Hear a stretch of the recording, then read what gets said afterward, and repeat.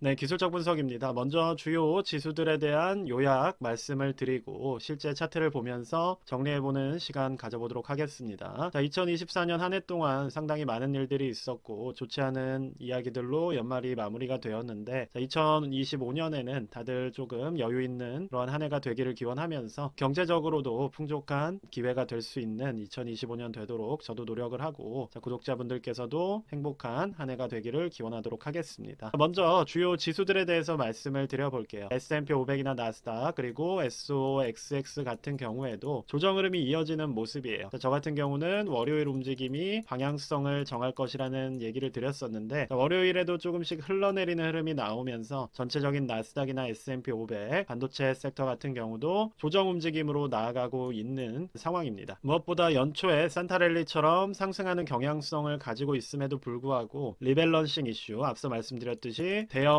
기관들이 주식과 채권 사이에서 밸런싱을 조절하는 움직임에 있어서 채권 비중을 늘리는 흐름이 나올 수가 있기 때문에 주식이 조정을 받고 있는 모습이라고 보여지는 상황이에요. 그리고 무엇보다 추세 조정이라는 말씀을 드렸던 이유는 나스닥이나 S&P 500 반도체 모두 고점이 높아지는 게 아니라 지금 고점이 낮아지는 흐름이 확인이 되었습니다. 지금은 이 정도 위치라고 볼 수가 있을 것 같아요. 그러면 지속해서 만들어 온 이 1차 지지라인 자체가 깨지게 된다면 좀 낙폭 자체가 커질 수가 있기 때문에 고점이 낮아졌다는 추세적인 조정에 움직임이 나오고 있다는 점에 집중을 하신다면 지금은 좀 주의하실 필요가 있다라고 설명드릴 수 있을 것 같아요. 반면에 러셀이나 비트코인 같은 경우는 이러한 1차적인 반등이 나오는 구간에서도 계속해서 조정을 받았어요. 그러니까 반등이 나오는 상황에서도 1차 이전에 상승이 한번 나온 이후로 이러한 반등을 만들지 않고 계속 조정을 받아왔던 상황이기 때문에 조정이 시작되는 위치에 있는 주요 지수들과는 다르게 조정이 꽤 많이 진행이 된 모습이고 어느 정도 바닥 구간에서의 하단 지지를 만들어내는 모습이 포착이 되고 있습니다. 그렇기 때문에 지금은 기회를 잡는다고 한다면 주요 기술주나 대형주보다는 러셀 2000이나 가상화폐 쪽 라인에서 상방으로 전환을 하는 초입에 있는 종목들을 공략해 주시는 게 기대 수익률을 높일 수 있는 투자 섹터라고 생각이 되고 저 역시도 그러한 부분들에 집중을 하면서 투자 계획을 세우고 있다는 점 말씀드리도록 하겠습니다. 그럼 실제 차트를 보면서 말씀을 드려볼게요. 나스닥 같은 경우는 지난주 어느 정도 아랫꼬리를 만들면서 반등을 종가 기준으로 만들어내려는 움직임이 나왔지만 결국 월요일의 움직임이 중요하다는 말씀을 드렸는데 그 부분을 깨버리면서 지금은 매도세가 더 강한 움직임을 보여주고 있는 상황입니다. 그렇기 때문에 나스닥 기준 대형 기술주들 위주로 보았을 때 이 51선 라인이 무너지게 된다면 조정폭을 추세상으로 좀 더 키워갈 수가 있는 상황이에요. 그래서 충분히 5% 이상의 지수 조정을 대비해야 된다는 말씀을 드렸고 실제 그러한 움직임을 가져가고 있다라고 말씀드릴 수가 있을 것 같습니다. 자, S&P 500 같은 경우도 동일한 흐름이에요. 51선 자체가 붕괴된 이후에 하단부에서 아랫꼬리를 만들면서 종가 기준으로 밀어 올리는 흐름이 나왔지만 그 부분을 월요일에 이어가지 못하고 다시 무너뜨리는 상황이에요. 자, 이 말은 매도세가 여전히 존재를 한다는 얘기고 이번 주중의 움직임 자체도 조정의 방향으로 나아갈 가능성이 높아졌기 때문에 나스닥과 S&P 500은 동일한 뷰로서 대비할 필요가 있다라는 점 말씀드리도록 하겠습니다. 재매수를 들어간다고 하더라도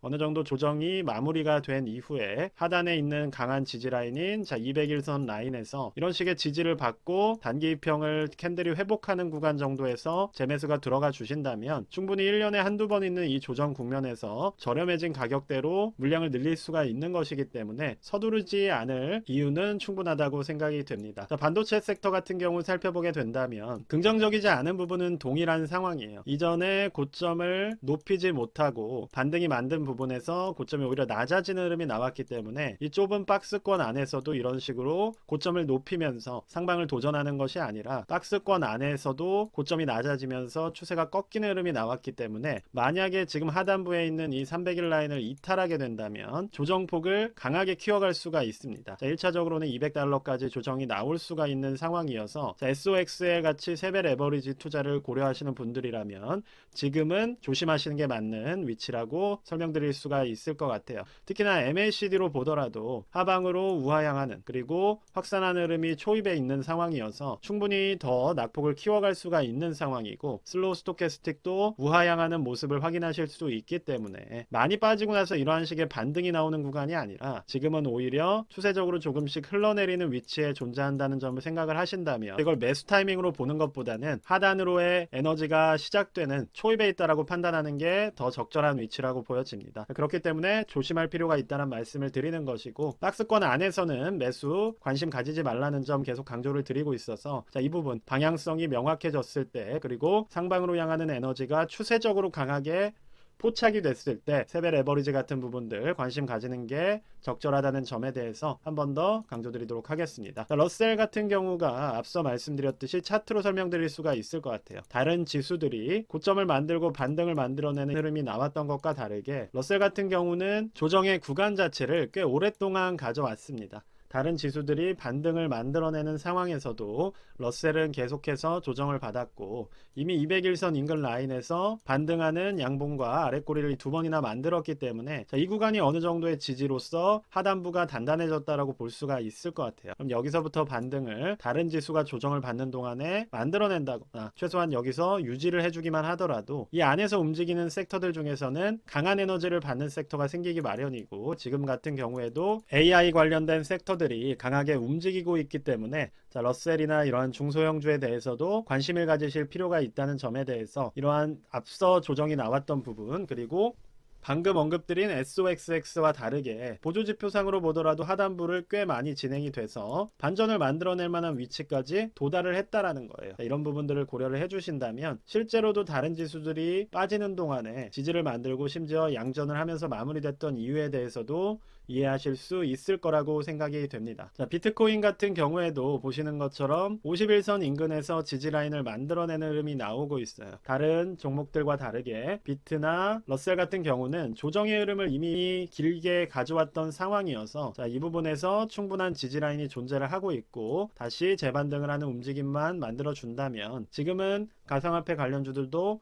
충분히 저렴한 가격대에서 매수할 수 있는 타이밍을 잡을 수 있다라고 보고 있습니다. 그럼 이 부분을 올라서는 흐름만 확인이 돼준다면 가상화폐 관련주나 전체적인 소형 가상화폐들도 반전을 만들어낼 수가 있는 모습이기 때문에 관심 가질 만한 위치라고 설명드릴 수가 있을 것 같아요. 개별 종목에 대해서도 말씀을 드려본다면, 자, 테슬라 같은 경우는 제가 지난 영상에서 아마도 하단부를 더 터치하러 갈 가능성이 높다는 말씀을 드렸습니다. 자, 좋은 양봉이 나왔었고 그 다음에 이 추세를 이어간다면 위쪽에 매물대가 별로 없었기 때문에 $500로 충분히 도전할 수 있는 상황이었지만 그 얼마 없는 매물대를 뚫지 못했다는 거예요. 그리고 심지어 양봉 자체를 훼손하면서 깨버렸기 때문에 당연히 이후에는 투매들이 나올 수밖에 없는 위치였고, 즉 $350 정도까지는 한번 조정을 받고 올 수 있는 에너지가 잡혀있다라고 볼 수가 있을 것 같습니다. 그렇기 때문에 이 위치가 좀 비쌌다고 생각한 사람들이 많다는 것이고, 그러면 충분히 재매수할 만하다라고 생각할 수 있는 구간은 보시는 것처럼 지지라인이 밀집되어 있는, 그리고 51선이 잡혀 있는 이 $350 정도가 될 수가 있는 상황이어서